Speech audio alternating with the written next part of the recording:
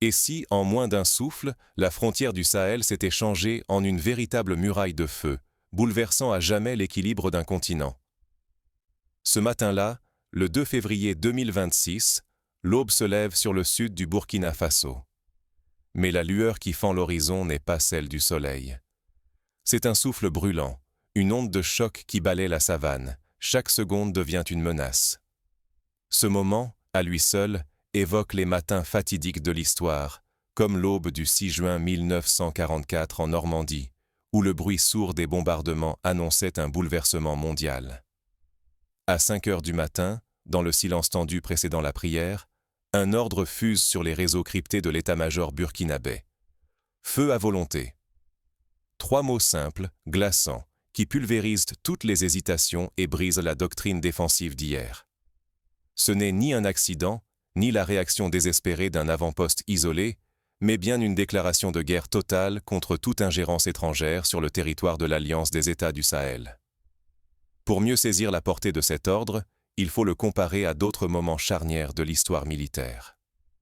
Son équivalent, dans l'histoire européenne, serait peut-être l'ordre No Pasaran, lors du siège de Madrid, ou, plus près de nous, le lancement de l'offensive du Tet en 1968, quand une population entière décide de ne plus subir, mais d'imposer sa volonté par le feu. En un instant, la frontière n'est plus une ligne abstraite sur une carte, mais un mur de flammes qui dévore les certitudes et les vieilles routines diplomatiques. Ce qui se passe là dépasse de loin la simple manœuvre militaire. C'est un séisme géopolitique. C'est la rupture définitive avec les compromis fragiles d'hier, l'émergence d'un nouveau paradigme où la pauvreté et l'isolement, longtemps perçus comme des faiblesses par les capitales occidentales, deviennent soudain des armes stratégiques. Le Sahel, relégué si longtemps à la marge, impose désormais ses propres règles, sa brutalité, son indépendance technologique.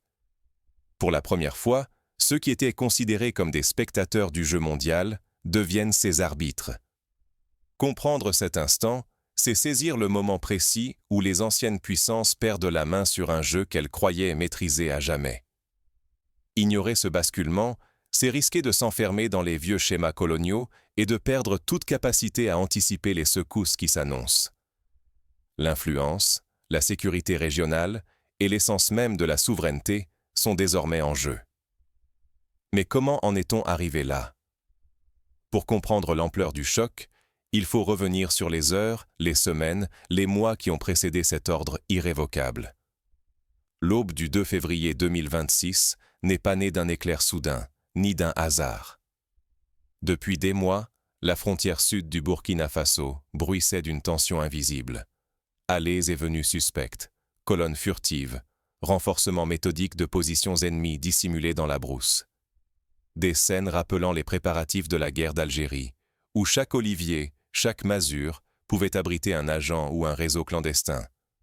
Seuls les satellites et quelques rares informateurs disséminés dans la région percevaient l'ampleur de la menace qui s'accumulait. Chaque image satellite, décortiquée sans relâche, révélait la prolifération de camps d'entraînement, de stocks d'armes et de dépôts logistiques camouflés sous les frondaisons. Les informations recueillies sur le terrain étaient tout aussi inquiétantes.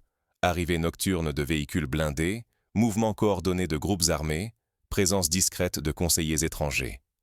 Un exemple concret, à la mi-janvier, un convoi de 10 camions banalisés, escortés par des pick-up lourdement armés, a franchi la frontière en pleine nuit. Leur cargaison. Des missiles anti-chars de fabrication européenne, des drones d'observation, des équipements de communication sophistiqués. L'Alliance des États du Sahel ne laissait rien passer, compilant chaque anomalie pour dessiner une carte mouvante du péril latent. Les adversaires, de l'autre côté, se croyaient à l'abri. Ils misaient sur la frontière, persuadés que la prudence habituelle du Burkina Faso les protégerait encore. Les chefs de réseau, souvent soutenus par des puissances extérieures, pariaient sur l'inaction burkinabé. Ils vivaient dans la certitude que leur zone d'opération resterait intouchable, grâce à la crainte d'un scandale international. Ce scénario rappelle la guerre secrète menée au Congo dans les années 60, où les mercenaires croyaient pouvoir frapper puis disparaître derrière des frontières complices. Mais cette fois, Ils n'avaient pas anticipé la fracture souterraine. Une nouvelle génération de dirigeants du Sahel, forgée dans l'échec des compromis, s'est levée dans l'ombre. Refusant l'immobilisme, ces jeunes figures du pouvoir burkinabé ont transformé la pression extérieure en moteur d'audace, l'isolement en indépendance, la faiblesse en force. Un processus similaire à celui vécu par le Vietnam dans les années 50, où le manque de ressources s'est mué en ingéniosité tactique face à l'envahisseur. Oublier cette lente maturation, c'est manquer la vraie révolution. Réduire l'ordre feu à volonté à un simple accès de violence, c'est ignorer la transformation radicale des rapports de force au Sahel. Ce n'est pas seulement la décision d'un chef militaire, mais l'aboutissement d'une stratégie patiemment ourdie, où chaque renseignement, chaque camion d'armes, chaque alliance scellait le destin de la région. Comprendre ce contexte, c'est voir que ceux qui refusent de relire l'Afrique contemporaine risquent de s'enfermer dans les schémas du passé et d'en payer le prix. Les mêmes erreurs furent commises lors de la décolonisation de l'Algérie, où l'incompréhension de la dynamique locale a mené à l'échec d'une grande puissance. Pourtant, l'élément décisif ne tient pas qu'au moment choisi. C'est l'arme déployée qui va bouleverser toutes les certitudes. Dans la lumière pâle du matin, le premier tir ne laisse aucun doute sur la nature du changement. Cette arme, inédite dans le conflit sahélien, impose une nouvelle réalité sur le champ de bataille.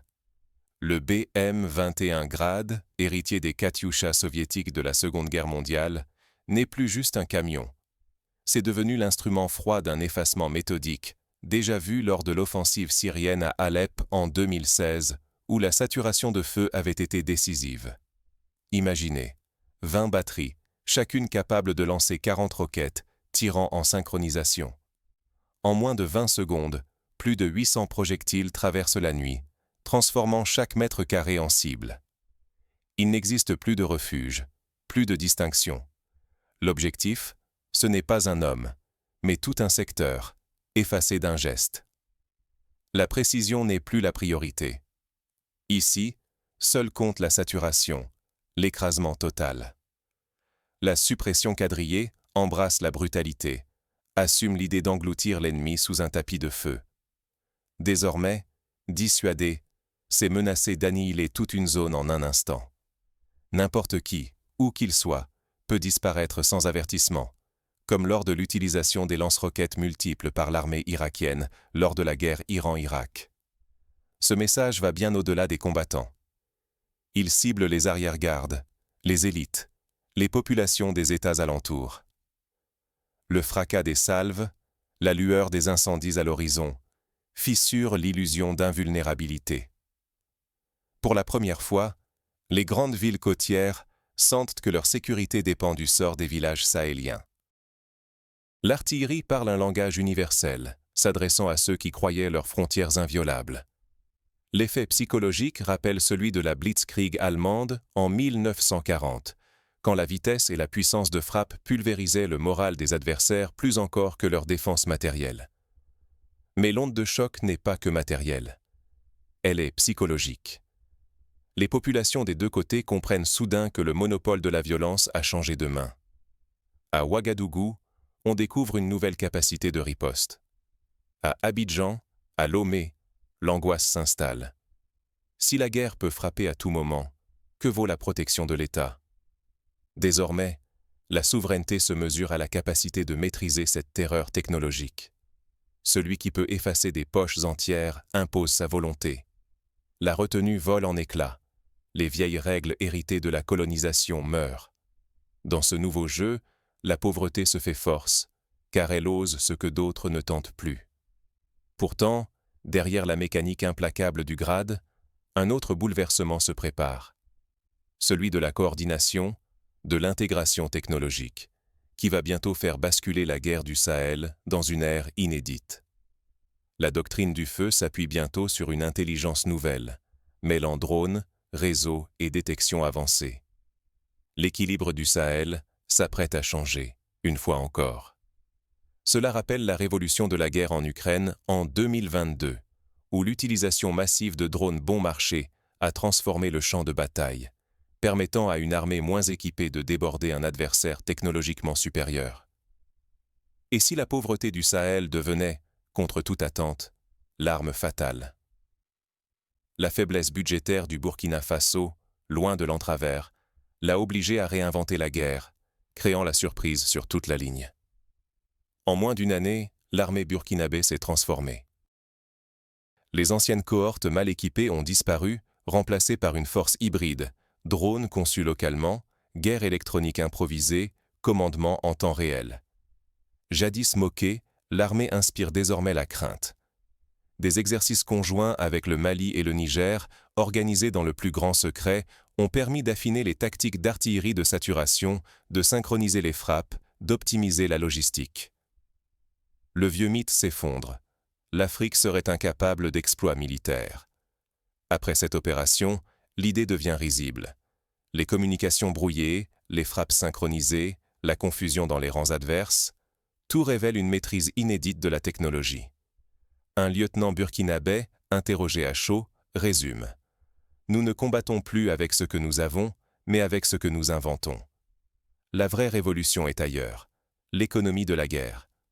Là où les puissances étrangères misent sur des missiles à plusieurs centaines de milliers d'euros, le Burkina Faso choisit la saturation. Des dizaines de roquettes Grad, rustiques mais efficaces, inondent le ciel. Le coût ridiculement bas transforme le manque d'argent en avantage tactique. À titre de comparaison, tirer l'équivalent de 800 roquettes Grad coûte moins cher qu'une seule frappe de missile guidée occidentale. Derrière ce succès, l'Alliance du Sahel veille. Ce n'est pas un exploit isolé. Renseignements nigériens, logistique malienne, réseaux transfrontaliers. Tous œuvrent à l'unisson dans cette offensive de rupture. Cet effort collectif rappelle l'organisation de la résistance française sous l'occupation, où réseaux, ressources et informations étaient mutualisés pour frapper plus fort. En quelques heures, la frontière sud s'érige en rempart. Les camps adverses s'évaporent, les accès sont verrouillés. Chaque incursion étrangère appelle une réplique immédiate. Le Sahel n'est plus un terrain d'expérimentation pour puissances extérieures. Il devient acteur central, gardien de ses ambitions. Pour l'Occident, le choc est frontal. Ignorer la nouvelle donne, c'est risquer l'effondrement d'années d'influence. Riposter, c'est ouvrir la porte à une escalade incontrôlable, sans aucune assurance de succès. Les stratèges occidentaux, qui avaient bâti leur plan sur la prévisibilité du statu quo, se retrouvent soudain démunis. L'enjeu n'est plus seulement territorial ou militaire, il devient existentiel. Les anciennes puissances voient leur capacité d'action remise en cause par cette métamorphose doctrinale. Ce basculement rappelle la fin de l'Empire britannique en Inde, quand la désobéissance civile s'est soudain imposée comme une force irrésistible. Mais le bouleversement va plus loin. C'est tout un état d'esprit qui bascule. Le Sahel, brûlant d'une confiance nouvelle, prépare déjà sa prochaine manœuvre. Une ère d'imprévisibilité s'ouvre, et nul ne peut prédire qui en sortira vainqueur. La guerre du feu n'est-elle pas d'abord une guerre des esprits? L'offensive n'est plus une simple riposte aux soldats de l'ombre. Elle marque une rupture radicale avec le récit ancien d'un Sahel réduit au silence et à la résignation. Pour la première fois, la population sent que sa voix compte, que sa force collective peut changer le destin du pays. Feu à volonté n'est pas qu'un ordre militaire. C'est un refus du syndrome victimaire, un rejet du paternalisme occidental qui, des décennies durant, a enfermé les pays sahéliens dans une posture d'attente. Ici, la pauvreté même devient arme mentale. La fragilité se transforme en énergie neuve. En ordonnant l'assaut généralisé, le capitaine Traoré a brisé le cercle de l'impuissance. Désormais, la paix n'est plus un don venu d'ailleurs, ni une faveur négociée dans les salons feutrés des chancelleries étrangères. Elle se conquiert, s'arrache, parfois dans le fracas des canons. Le peuple comprend, souvent pour la première fois, que le droit de se défendre ne relève plus d'une élite ou d'une armée étrangère. Il devient le moteur d'une émancipation collective et d'un sursaut inédit. L'artillerie, dans cette guerre nouvelle, n'est plus seulement une arme de terreur. Elle incarne un espoir révolutionnaire. L'idée que ceux que l'on croyait condamnés à la passivité prennent l'initiative. Les salves du BM 21 Grad résonnent bien au-delà des lignes, comme le tam-tam d'un peuple qui s'affirme et redessine son avenir. Ce feu continu recompose la notion même de frontière. La frontière armée n'est plus une simple ligne à protéger. Elle devient un espace d'où germent de nouvelles revendications, une matrice de souveraineté. Au sud, les voisins assistent, stupéfaits, à l'émergence d'un modèle inédit, celui d'une défense populaire, offensive et assumée. Mais l'enjeu est immense. Si l'on réduit encore le Sahel à ses clichés de misère et de chaos, on rate la portée de la mutation en cours. Ce qui bouleverse la région n'est pas seulement le feu des canons, mais la conviction nouvelle qui traverse tout un peuple. La comparaison avec la révolution bolivarienne en Amérique latine est frappante. Là aussi, la fierté retrouvée a bouleversé la donne.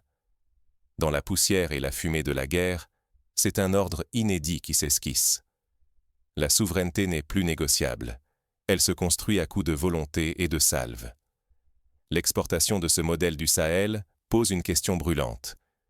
Jusqu'où cette dynamique peut-elle refaçonner l'Afrique de demain? Mais dans l'euphorie du réveil collectif, une autre question se profile. La rupture mentale sera-t-elle durable ou fragile face aux pressions extérieures et aux faiblesses internes? L'histoire regorge d'exemples où une révolution, aussi fulgurante soit-elle, se heurte aux réalités du lendemain.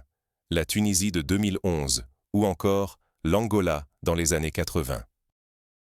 Le grondement des roquettes du 2 février n'a pas seulement secoué la terre sahélienne.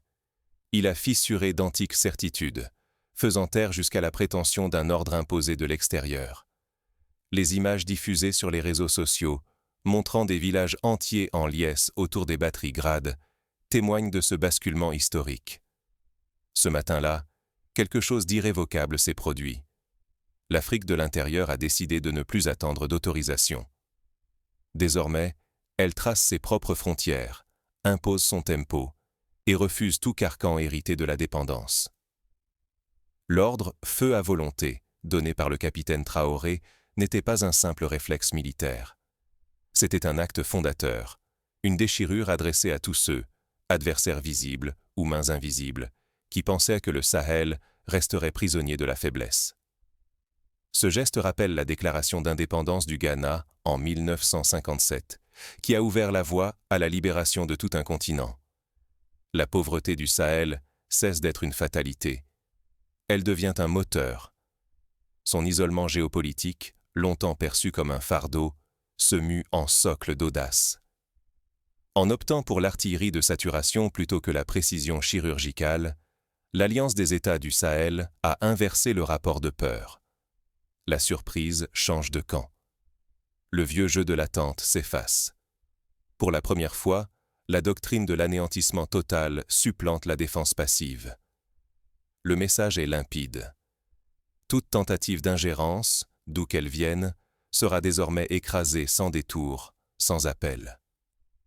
Ce renversement bouleverse non seulement la région, mais aussi les analyses des stratèges qui persistent à voir l'Afrique comme un laboratoire ou une tutelle. Les certitudes d'hier gisent dans la poussière, ébranlées par les salves des BM 21 grades. Le danger est immense pour ceux qui s'accrochent à des modèles obsolètes. Ignorer la métamorphose du Sahel, c'est risquer l'aveuglement et la perte d'influence. Car le réel africain ne se plie plus aux cartes mentales du passé colonial. Désormais, le continent impose ses urgences et ses lignes rouges. Ceux qui, à Paris, à Washington ou à Abuja, s'obstinent à lire le Sahel avec les lunettes du passé, entendent déjà les crépitements d'un avertissement sans retour. Les universités, les think tanks, les chancelleries doivent réapprendre à écouter, à comprendre, à anticiper les signaux faibles venus du continent. Pratiquement, que retenir? Pour les décideurs, il s'agit de diversifier les canaux de renseignement, d'intégrer davantage d'experts africains dans la réflexion stratégique et de soutenir des partenariats fondés sur le respect mutuel. Pour les sociétés civiles, c'est le moment d'exiger des gouvernements qu'ils investissent dans la formation, l'innovation technologique locale et la résilience communautaire. Il est temps de revoir toutes les grilles d'analyse sur la puissance et la sécurité africaine. Ici, plus rien ne s'impose sans l'Afrique, et rien ne s'y décide sans son consentement. La vraie question désormais n'est plus de savoir si le Sahel peut changer la donne, mais jusqu'où ce feu de volonté peut embraser l'espérance de tout un continent.